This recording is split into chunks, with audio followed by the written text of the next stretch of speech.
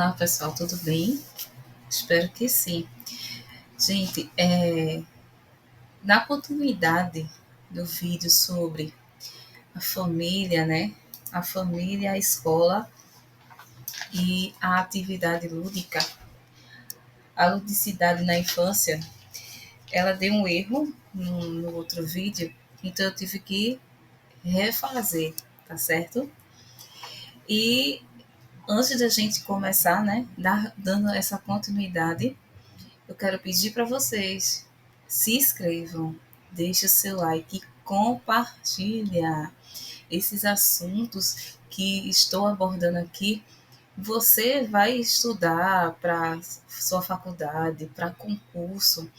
Então, se inscreve, deixa teu like e compartilha, ok? Então vamos lá. Compreendida e entrelaçada a rede de relações estabelecidas no meio ambiente, macro e micro sistema.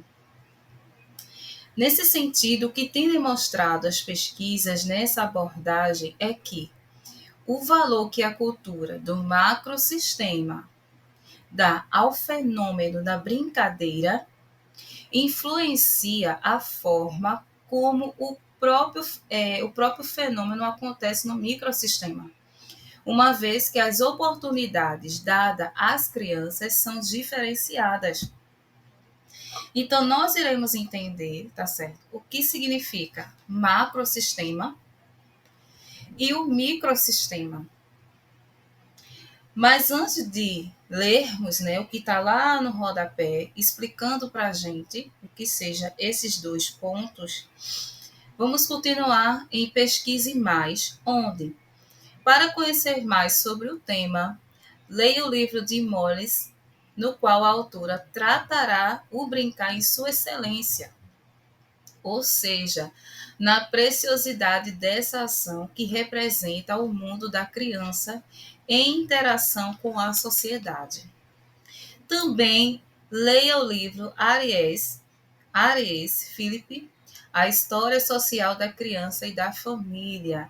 Então, se você não viu os vídeos que eu tenho colocado sobre o acesso à nossa biblioteca virtual, a Unopar ela tem parceiros, então eu e você temos fontes de pesquisa, certo?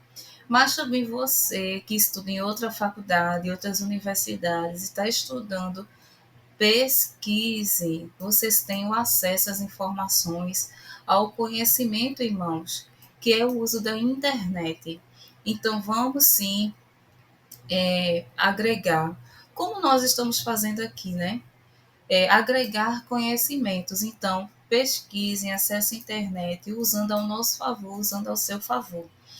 Então, dito em outras palavras, o modo como a cultura geral se relaciona com a brincadeira e os tipos de brinquedos utilizados acabam chegando dentro de nossas famílias e influenciando o brincar de nossas crianças. Gente, antes de dar continuidade, para que a gente possa entender o que significa esse macrosistema e microsistema e possamos levar para o nosso conteúdo, para o nosso estudo. O macrosistema, ele consiste em todo um padrão externo de microsistemas, mesosistemas e exosistemas, característicos de uma determinada cultura, subcultura ou outro contexto social maior, com um particular referencial desenvolvimental instigativo para o sistema de crenças, recursos, riscos, estilos de vida, estruturas, oportunidades, opções de vida e padrões de intercâmbio social que estão incluídos em cada um desses sistemas. O macrosistema pode ser visto como uma arquitetura societal de uma cultura particular, subcultura ou outro contexto social maior. Esse ponto que eu estou lendo está na parte verde, no rodapé do slide. O microsistema é um padrão de atividades, papéis, relações interpessoais experienciado pela pessoa e desenvolvimento em um dado ambiente, face a face, com características físicas e materiais particulares, contendo outras pessoas também com características distintas de temperamento, personalidade e sistema de crenças. Então, ou seja, o macrosistema ele vai envolver algo maior e que esse algo maior, esse ponto maior vai influenciar o menor. Então, se a gente for ler em relação ao microsistema, onde é que a família e a escola está inserida? No microsistema ou macrosistema?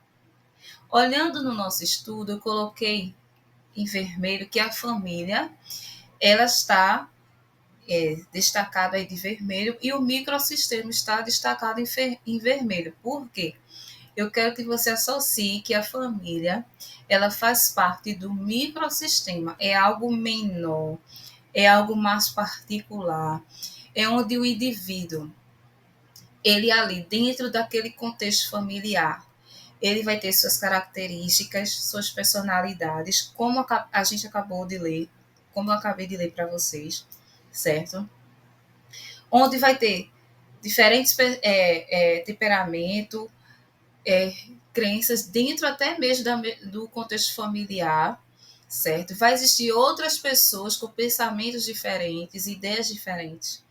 Se esse mesmo indivíduo ele for para um ambiente escolar, ele vai ter também a sua personalidade, sua característica, suas ideias, que vai estar envolvido com outros tipos de pessoas, também com personalidades, com características diferentes, certo? Então, voltando para o nosso estudo, fala que a família, enquanto primeiro microsistema no qual a criança começa a aprender sobre o mundo, suas regras, regularidades e comportamentos, tem um papel relevante, não apenas no processo de incluir a criança no contexto cultural, como relevante, mas também no entendimento do processo de desenvolvimento humano. Gente, acabou de um som aqui, só a graça. Mas bora lá. No entanto, não se pode pensar a família como um sistema isolado, pois ela é composta por subsistemas integrados e interdependentes que estabelecem uma relação bidirecional e de mútua influência com o contexto socio-histórico-cultural no qual está inserida. É nesse contexto de interrelações que a criança começará a aprender também sobre alguns papéis específicos: filho, irmão, neto, sobrinho, e como tal, passa a se relacionar de acordo com os significados que ali circulam e que serão expressos em suas brincadeiras. Ou seja, eu acabei de citar aqui um microsistema, o indivíduo, a criança, o adulto, ele tem suas especificidades dentro de um determinado contexto, ou seja, dentro de um determinado ambiente. Como assim?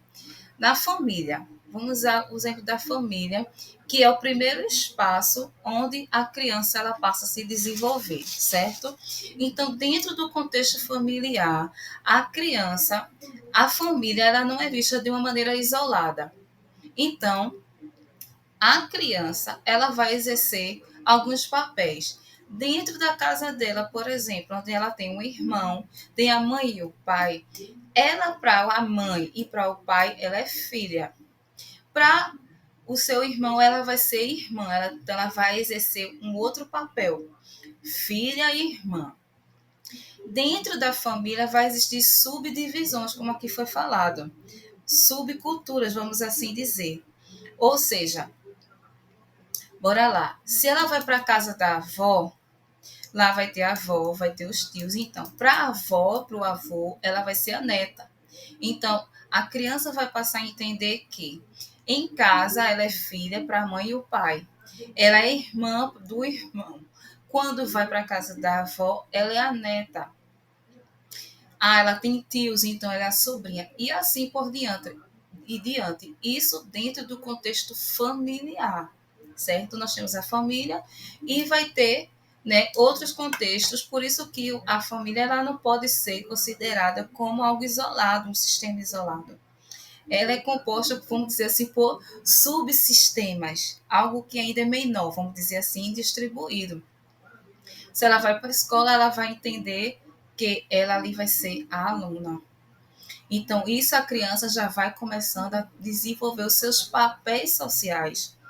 Que a escola é o segundo lugar, é o segundo espaço onde ela passa também a se desenvolver, certo? Então, bora para o exemplo. Para Carvalho, em 1981, crianças que interagem com outras mais velhas, principalmente irmãos, tendem a apresentar um comportamento mais independente, afastando-se mais da figura materna. Esses dois autores aí, que eu não quero errar o nome, e depois eu vou consultar, consideram que a rotina diária da família, os indivíduos com os quais as crianças convivem e as atividades em que elas se engajam influenciam seus comportamentos. Black, em 1989, acredito que seja assim a pronúncia, mostra como diferenças de gênero potencializadas por questões culturais influenciam na escolha dos temas e nos processos de interações sociais de brincadeiras sociodramáticas. Nesse sentido, as crianças e suas brincadeiras irão representar toda essa estrutura social com seus significados e papéis e implicações diversas. O modo como esse contexto primário, família, acolhe a brincadeira infantil é importante na medida em que irá ajudá-la também em seu processo de adaptação ao mundo. Para Brunner, 1976, a brincadeira tem valor adaptativo, pois permite o desenvolvimento de comportamentos úteis para a criança. Assim, enquanto brincam, as crianças aprendem a desenvolver habilidades necessárias para o contexto em que vivem. Ou seja, a criança, quando ela vai brincar, ela vai representar aquilo que ela vive cotidianamente. Se ela vê a mãe fazem suas atividades todos os dias, cuidando da casa, lavando roupa, lavando o prato, ou preparando a janta, preparando o almoço. Ela vai perceber como a mãe ela exerce sua atividade, o seu papel. Ela vai observar também o pai, ela vai observar também o irmão, se ela tiver, ou ele vai observar a irmã, vai ver quais são as atividades, os engajamentos que os seus referenciais, vamos assim dizer, estão fazendo todos os dias. Então, a criança ela está observando. Então, a criança ela está observando. E quando for no momento da brincadeira, ela vai representar aquilo que ela tem vivido todos os dias. Ou seja, vai influenciar também no comportamento dessa criança. No mundo todo, de modo geral, os pais aceitam o fato de que as crianças brincam, mas poucos realmente acreditam que essa é a maneira pela qual seus filhos aprendem. E assim, o que se tem visto são os pais utilizando uma linguagem que desvaloriza o brincar das crianças. Quando o pai diz, por exemplo, vá brincar, o que ele espera é que a criança vá realizar alguma atividade autônoma que lhe dê prazer, e as crianças, sem dúvida, interpretam essa sugestão como uma oportunidade de sair do caminho do adulto nos momentos em que eles estão fazendo alguma coisa mais importante. Vamos fazer mais uma pausa importante para responder a seguinte pergunta: você acha, nós que estamos aqui estudando, você acha que o brincar é muitas vezes utilizado como forma de preencher o tempo da criança quando ela não tem o que fazer? Ou quando os adultos querem que ela não participe de uma situação? Você já viu numa situação como essa? E aí, qual é a nossa resposta? Qual é a tua resposta?